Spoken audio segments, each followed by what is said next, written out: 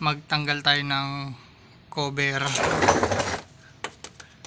kasi magbababa tayo ng oil pan, tapos tanggal na rin headers, check na lang natin lahat.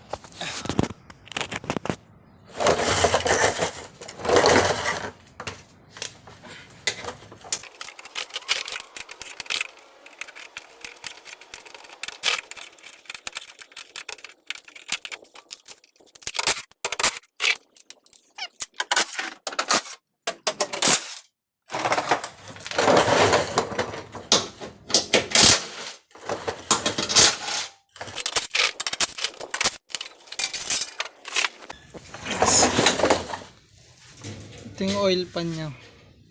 Ayan yung tatanggalin natin, pero bago yan, baba muna natin yung headers. Ang dami pa sa gabal yan eh. Duktungan pa yan dyan eh. Tapos magdi-drain pa tayo ng langas. Ba't basa ka na dito? Ba't basa?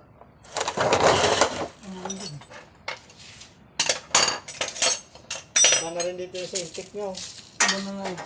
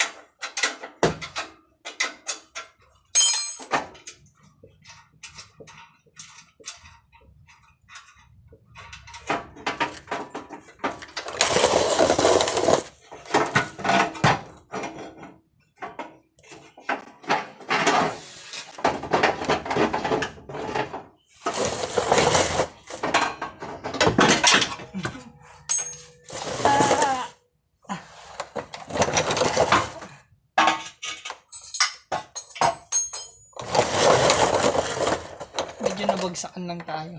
Sakit.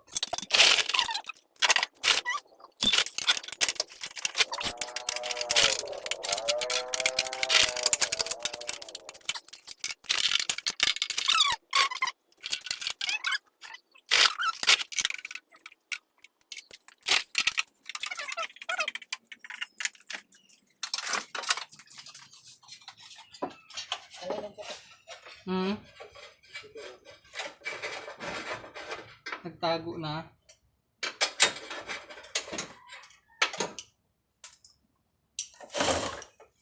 Ang lupit na ito, bago eh.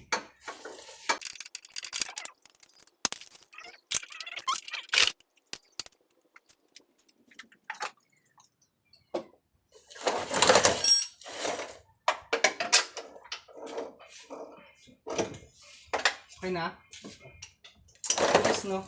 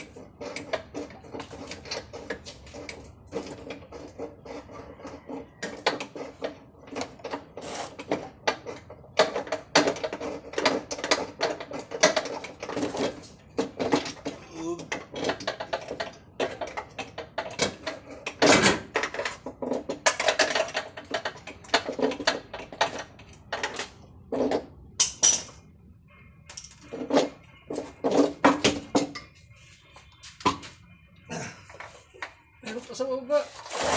Nakakit pa pala. Nakakit pa. Pero mga flat screw. Meron pa. Ha? Tingnan niya sa gilid. Ano yung style niya?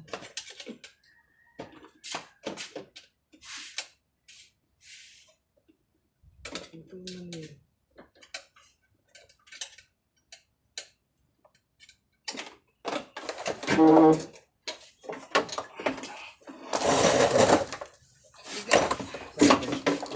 Dito. Hmm? Yan ha.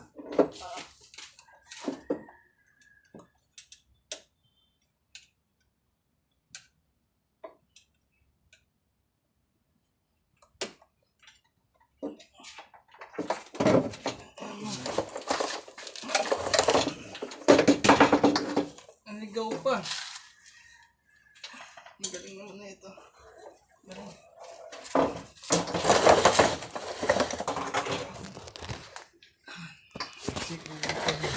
Tanggal na natin yung headers. Magde-drain na lang tayo ng langis para matanggal natin mga bolt. Oil pan.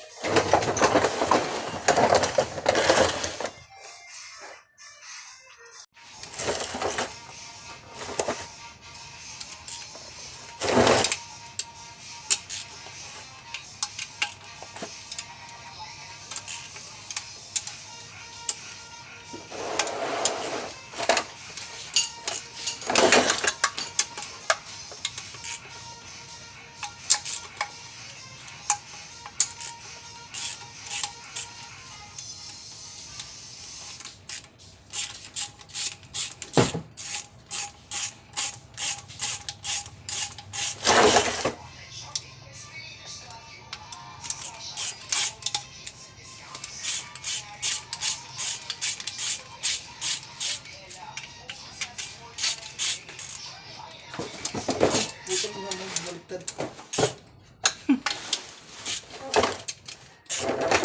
Ay, wala. Sigurado yan niya ikakabit niyan.